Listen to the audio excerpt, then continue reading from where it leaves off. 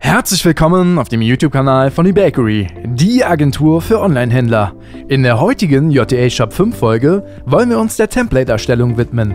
JTL Software bietet mit ihrem hauseigenen Shop-System 2 Basis-Templates, die ihr ganz nach euren Wünschen individualisieren könnt, um daraus euer eigenes Template zu kreieren.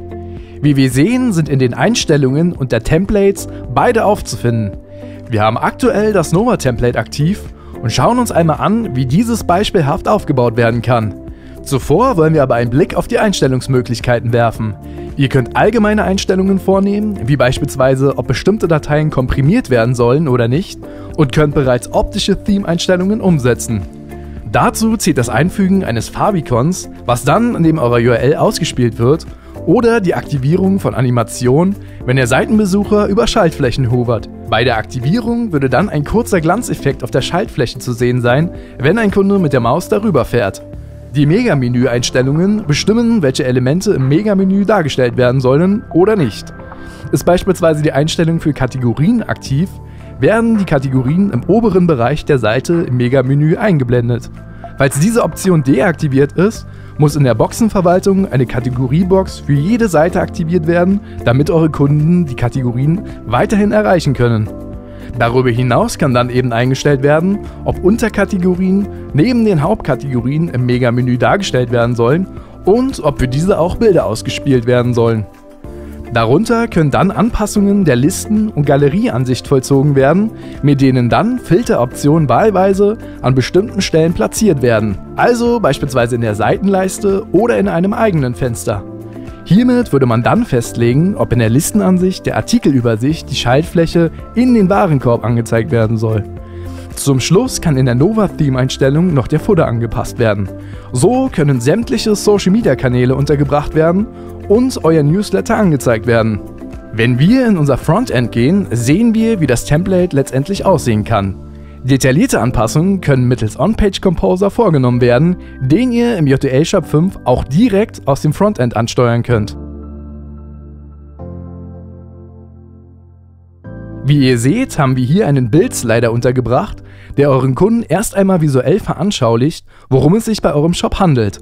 Die Bilder innerhalb des Sliders können dann ganz einfach ausgetauscht werden, indem ihr auf das Bearbeitungssymbol klickt und die Slides wählt. Darüber hinaus kann innerhalb der einzelnen Slider-Sektion auch Text untergebracht werden, der dann als Bauchbinde ausgespielt wird. Unter dem Slider kann dann eine Überschrift platziert werden, die entweder mittels Rich Text oder Überschrift per Drag and Drop in den Hauptbereich reingezogen wird. In der dritten Reihe wurde sich eines Layout-Portlets bedient. Mit dem sogenannten Grid-Layout können nämlich zweispaltige Portlets erstellt werden, in die dann auf der einen Seite Text und auf der anderen Seite euer Produktvideo untergebracht werden kann.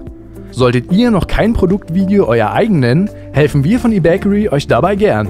Alle Infos zu Produktvideos erhaltet ihr auf der Seite, die wir oben rechts verlinkt haben.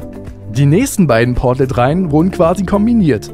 Ihr habt eine Trennlinie mit Überschrift, unter der dann eure Topseller mittels Product Stream präsentiert werden können. Wenn wir uns das im Frontend mal anschauen, gelangen wir mit einem Mausklick auch direkt zum Produkt. Darüber hinaus kann dann ein Sonderangebots-Countdown eingerichtet werden, den ihr hier in der Content-Sektion findet. Als nächstes wurde wieder das Grid-Layout verwendet, mit dem ihr dann beispielsweise an der Stelle euch oder euer Team näher beschreiben könnt. Am Ende wurde noch eine sogenannte Flipcard verwendet, die ihr in der Layout-Sektion findet, mit der dann Testimonials präsentiert werden können. In das Layout-Portlet können dann jegliche verschiedene Content-Portlets untergebracht werden. In diesem Beispiel haben wir Rich Text als Überschrift genutzt, ein Bild-Portlet, um unser Testimonial-Model zu veranschaulichen, und eine weitere Rich Text-Bildunterschrift für den Namen. Wenn ihr nun auf die Flipcard drücken würdet, würde die Bewertung in Textform erscheinen. Was aber genauso möglich wäre, ist die Unterbringung eines Videos anstatt Text. Wie ihr seht, bietet der JTL Shop 5 mit seinem Nova-Template unzählige Möglichkeiten, dieses zu individualisieren und daraus euer eigenes Template zu erzeugen. Ich hoffe, ihr habt aus der Episode einiges mitnehmen können. Falls das der Fall sein sollte, lasst gerne ein Like und ein Abo da. Wir hören uns in der nächsten Screencast-Folge wieder. Bis dahin alles Gute, wünscht euch euer eBakery-Team.